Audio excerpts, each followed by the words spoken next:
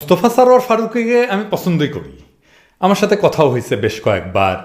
আমার ওনাকে পলিটিক্যালি খুব সাপ বলে মনে হয়েছে লেখালেখি আগে দেখা। অনেকদিন লেখালেখি আমি ফলো করি নাই, যাই হোক হঠাৎ করে ফারুকী হিন্দু নাম নিয়া যে ঝামেলায় পড়ছে সেটার আলাপ সম্ভবত আমি শুরু করছিলাম, কারণ আমি দেখছিলাম ওইটা। তবে খুব ভালোভাবে সম্ভবত এক্সপ্লেন করতে পারি নাই যে ফারুকী কোথায় ঝামেলা করছে, ভুলটা করছে। আমার মনে হয় ফারুকীও বুঝতে পারে নাই সে কোথায় ঝামেলা করছে। আসেন আপনাদের দেখাই দিই, ফারুকী আপনিও দেখেন। আমরা আগে ফারুকীর স্ট্যাটাসটা দেখি, হ্যাঁ পড়ি একটু। হিন্দু নাম প্রসঙ্গে আজকে একটা ঘটনা বলি। আচ্ছা বলেন, আমার শুরুর দিকের কাজের সঙ্গী ছিল সিনেমাটোগ্রাফার সুব্রত দাস রিপন, কিন্তু সবসময় ক্রেডিটে লিখতে বলতো সুব্রত রিপন। আমি কারণটা বুঝলেও চেপে থাকতাম। মানে ফারুকী কারণটা জানে, চেপে থাকতো। ফারুকী কি কারণ জানতেন আপনি? হ্যাঁ কি কারণ বুঝছেন? আপনি কি অন্তর্যামী যে রিপন কেন দাস ব্যবহার করতে চায় না সেটা আপনি যাই না বসে আছেন? কেমনে বললেন এটা? আচ্ছা যাই হোক, আবার পড়ি। তারপরে লিখতেছেন, এইটা নিয়ে আমার মধ্যে একটা অপরাধবোধ কাজ করতো, মানে ফারুকীর মধ্যে একটা অপরাধবোধ কাজ করতো। খুব ইম্পর্টেন্ট লাইন। এটাই হইতেছে বাংলাদেশের হিন্দু রাজনীতি। সেইটা কেমন? আসেন এটা একটু দেখি। বাংলাদেশে হিন্দু রাজনীতি কি?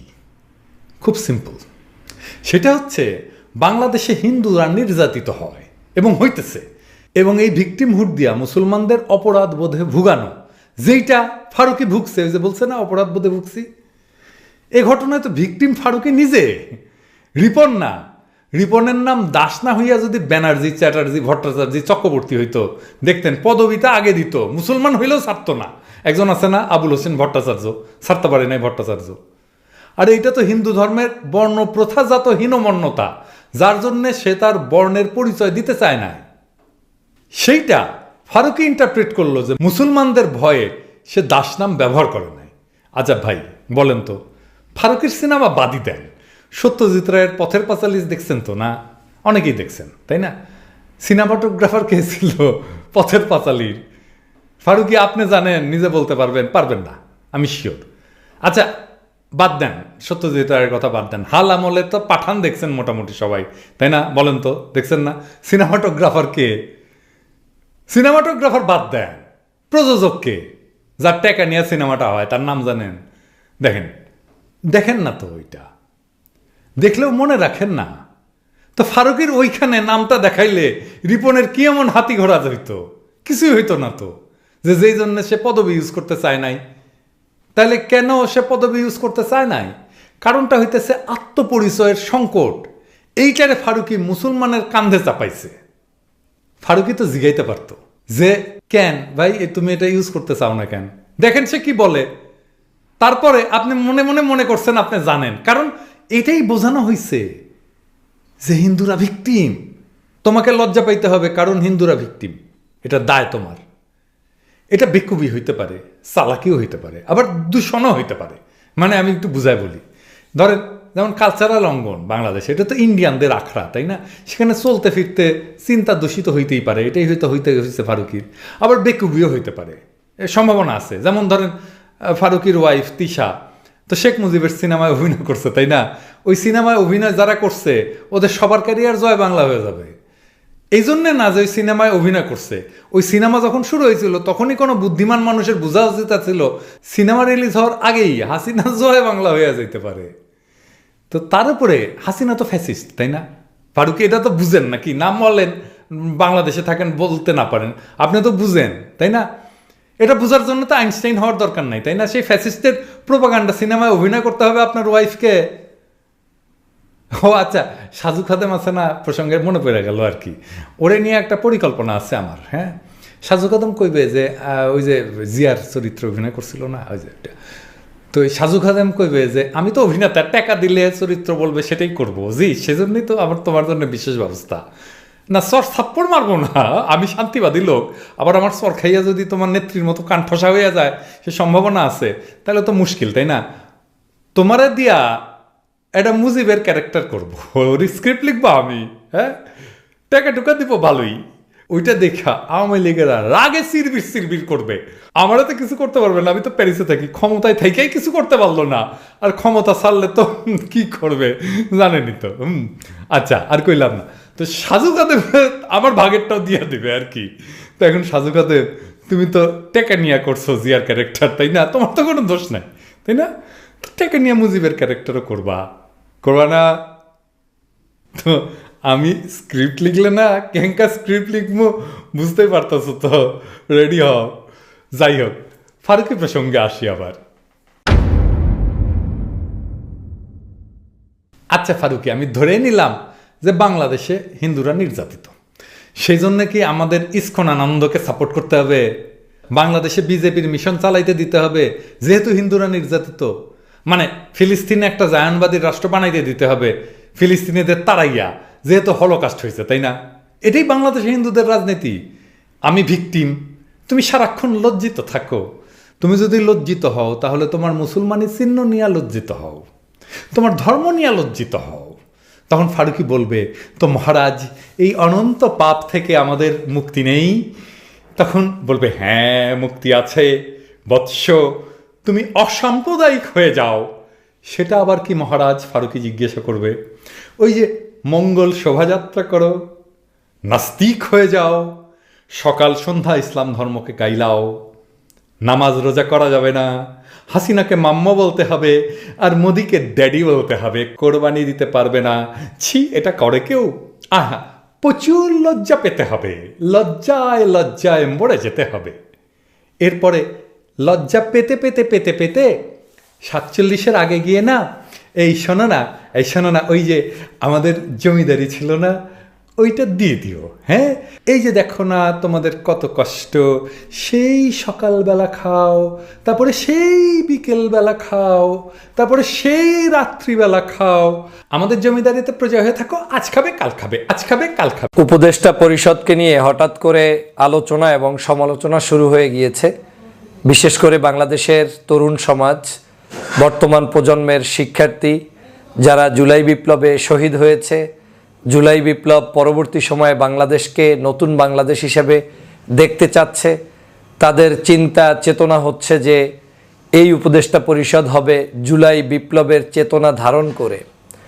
কিন্তু জুলাই বিপ্লব হয়ে গিয়েছে 3 মাস, আসলে আমরা কতটুকু বিপ্লবের চেতনা ধারণ করতে পেরেছি, বা বাংলাদেশের অন্তর্বর্তীকালীন সরকার কিংবা এই দেশের রাজনৈতিক মহলের বিভিন্ন কর্মী নেতা আমরা কতটুকুই এই বিপ্লবের প্রতি সম্মান রেখে আমাদেরকে সংস্কার করছি। যদি আমরা একটু আত্মসমালোচনা করি তাহলে দেখবেন যে আমরা কেনই জানি সেই বিপ্লবের চেতনা থেকে ধীরে ধীরে দূরে সরে যাচ্ছি, এবং সেটা একজনের জন্য নয়, সবাই মিলেই চলে যাচ্ছি। যে যার স্বার্থ নিয়ে ব্যস্ত আছি, যে যার পদ পদবি নিয়ে ব্যস্ত আছি, যে যার নিয়োগ নিয়ে ব্যস্ত আছি, যে যার মতো করে সংসার পরিচালনায় ব্যস্ত আছি, কিন্তু আমরা আর সেই বিপ্লবে শহীদ হওয়া মানুষদের চেতনার কাছেও নাই, এবং কাছে না শুধু তাদের ধারে কাছেও আমরা এখন আর নেই। এর কারণ হচ্ছে আমাদের এই সমাজটাই মূলত এরকম যে আপনি কিছু করবেন, সেটা আপনি করার পরে আপনাকে কেউ স্মরণও করবে না, আপনার প্রতি কেউ কৃতজ্ঞতাও জানাবে না।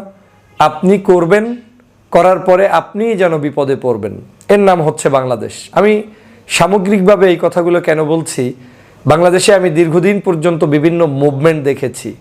সব মুভমেন্টগুলোর পরে মুভমেন্ট পরবর্তী চেতনা যেটা, সেটা আর থাকে না।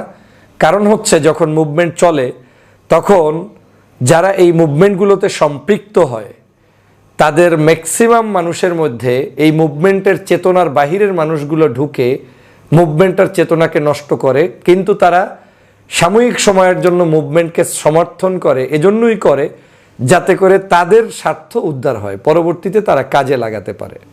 তো এক বাক্যে আপনি বলতে পারেন যে আমি একটা মুভমেন্টের কর্ণধার, আমার পিছনে আপনিও আসবেন, কিন্তু আপনার উদ্দেশ্য আর আমার উদ্দেশ্য সেম না। বাংলাদেশের ক্ষেত্রে যেটা হয়েছে, জুলাই বিপ্লব ঠিকই হয়েছে, কিন্তু এত বড় একটি বিপ্লবের পরেও বাংলাদেশের সত্যিকার যে চেতনাটা থাকা দরকার, যেই চেতনায় সরকার পরিচালিত হবে, যেই চেতনায় আগামীর বাংলাদেশ গঠন হবে, যেই চেতনায় ছাত্র সমাজ নতুন একটি দেশ পাবে, আমার মনে হচ্ছে সেই চেতনাটা দিন দিন কেন জানি একটু পিছনে চলে যাচ্ছে। কিন্তু এই দিন দিন পিছনে যাওয়ার পরেও আমাদেরকে সবসময় বর্তমান যে অন্তর্বর্তীকালীন সরকার তাদেরকেই সমর্থন জানিয়ে চলতে হচ্ছে। এর অন্যতম কারণ হচ্ছে আমরা যাদেরকে হটিয়েছি তারা ছিল এমন ফ্যাসিস্ট যে তার সামনে যে কাউকে আপনি উপস্থাপন করলে তাকেই আপনার ভালো লাগবে। এটা অবশ্যই আমি বলতে বাধ্য হচ্ছি যে আমাদের শেখ হাসিনা যখন এখান থেকে পালিয়ে গিয়েছে তখন শেখ হাসিনার অ্যাবসেন্সে ডক্টর মোহাম্মদ ইউনূস সাহেবের বিকল্প মোটেও কেউ ছিল না, এবং সেনাবাহিনী আমাদেরকে যতটুকু সহযোগিতা করেছে তাদের এই সহযোগিতাটাকে অস্বীকার করেও আমরা এগিয়ে যেতে পারতাম না। কিন্তু উচিত ছিল আমাদের এই বাংলাদেশের যাদেরকে আমরা জুলাই বিপ্লব পরবর্তী সময়ে সরকারে বসিয়েছি তাদের ধারণা রাখা যে আসলে আমরা যারা বসেছি আমরা জুলাইয়ের চেতনার আলোকে দেশটাকে সাজাতে পারছি কিনা। আমি ব্যক্তিগত আক্রোশমূলক কারো বিরুদ্ধে কোনো সময় কথা বলতে পছন্দ করি না অ্যাকসেপ্ট আওয়ামী লীগ, শেখ হাসিনা। কারণ আমার গোলটা ছিল এরকম যে শত্রু থাকবে একজন, মিত্র থাকবে শত শত, হাজার হাজার, কোটি কোটি, যাদেরকে নিয়ে আমরা দেশকে এগিয়ে নিয়ে যেতে পারবো। কিন্তু কিছু কিছু বিষয় যখন একান্তই না বলে আর পারা যায় না, তখন না বললে সেটা সমাজে এক ধরনের মিথ্যা কিংবা ভুল কিংবা অসৎ মানুষদের তৎপরতা বেড়ে যাবে। সে কারণে মাঝে মাঝে কিছু কথা বলতেই হচ্ছে। আপনারা জানেন বর্তমান অন্তর্বর্তীকালীন সরকার আমাদের সকলের প্রতিষ্ঠিত একটি সরকার। এই সরকার যে কোনো কাজ করবে সেই কাজটা হতে হবে জনগণ এবং বিশেষ করে জুলাই বিপ্লবের সাথে সম্পৃক্ত ব্যক্তিদের চিন্তা চেতনার আদলে।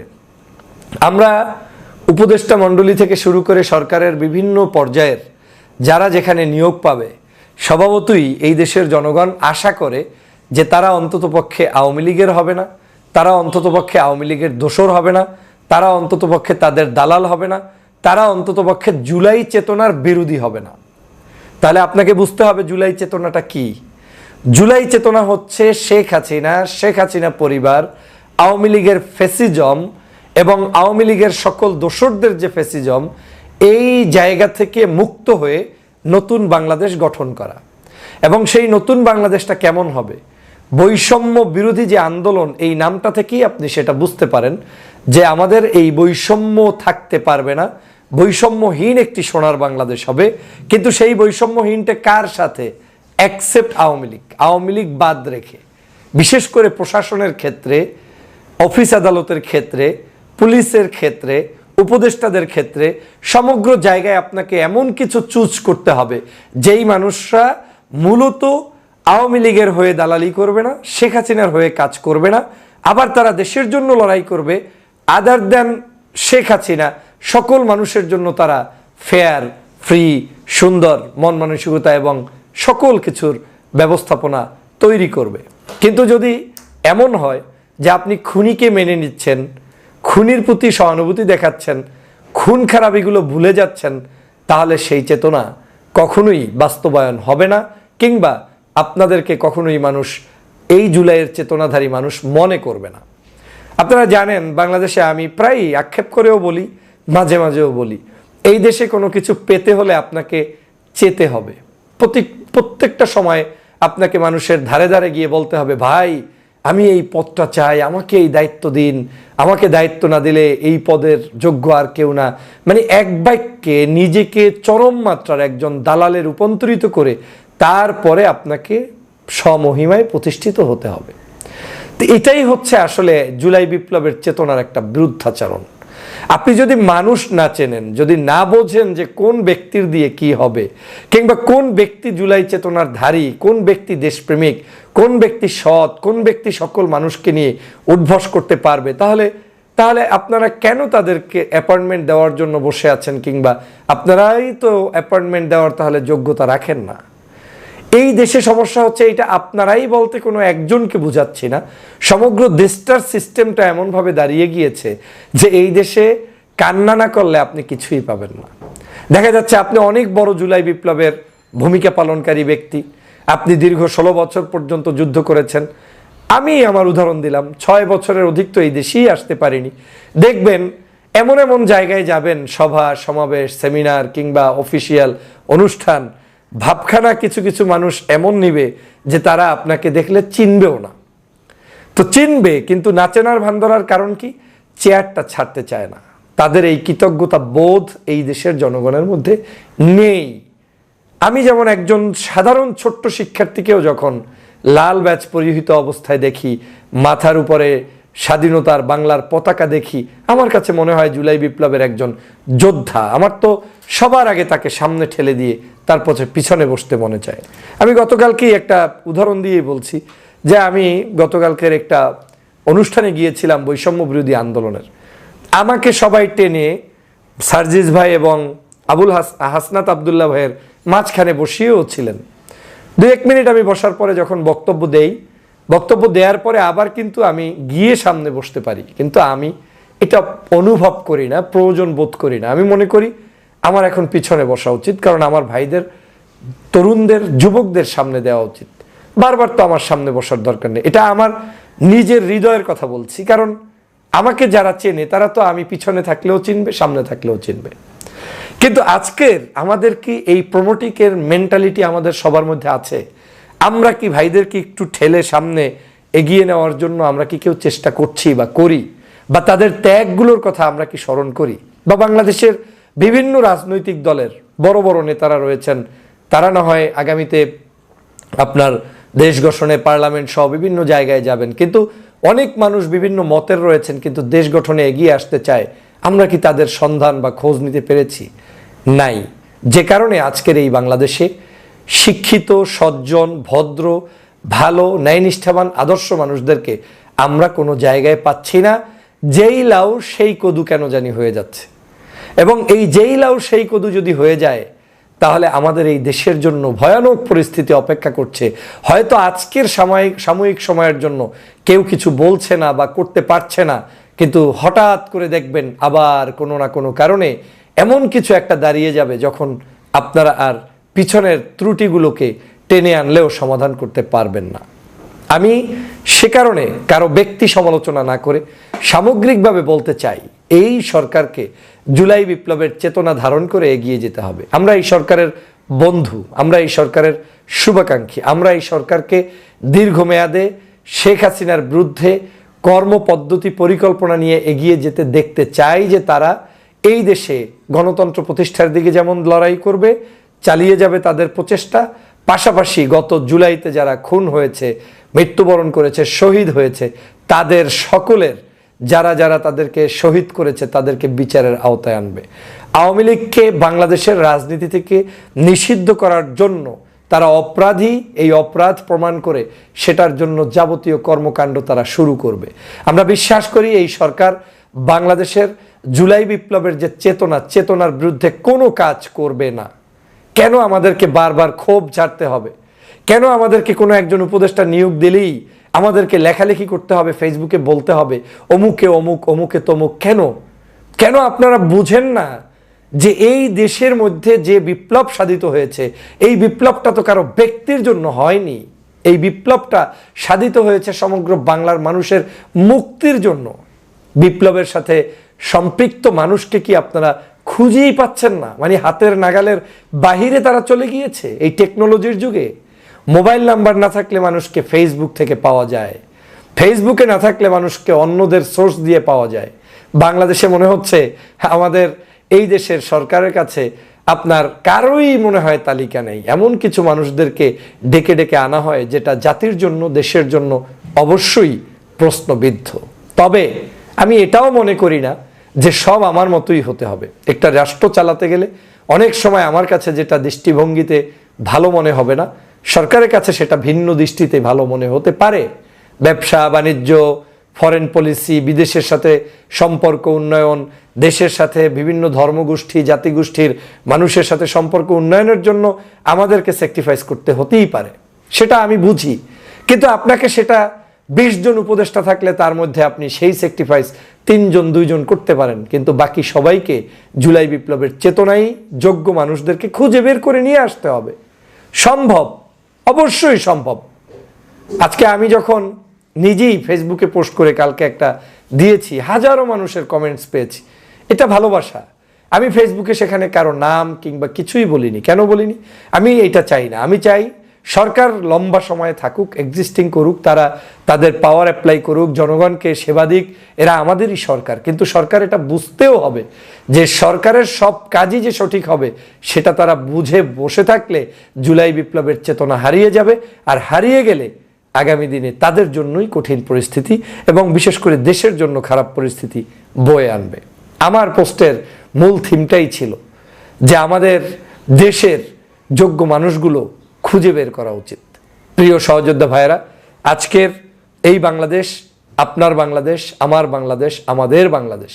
আমাদের এই বাংলাদেশকে এগিয়ে নেওয়ার জন্য আসুন আমরা সবাই মিলে কাজ করি। আমি আমার এই ভিডিওর মধ্য থেকে স্পষ্ট বার্তা বর্তমান সরকারের কাছে দিতে চাই, সেনাবাহিনীর কাছে দিতে চাই, আসুন আপনারা বাংলাদেশের জনগণের যে চিন্তা, চেতনা, আদর্শ, তারা যেটা চায় সেই দিকে, এবং যুবকদের যে বিশেষ করে চাহিদা, শিক্ষার্থীদের চাহিদা, সেটাকে পূরণের জন্য আপনারা এগিয়ে আসবেন। না হয় বাংলাদেশের আগামী দিনের ভবিষ্যৎ আমাদের জন্য অন্ধকার। সবাই ভালো থাকবেন, সুস্থ থাকবেন। আল্লাহ হাফেজ।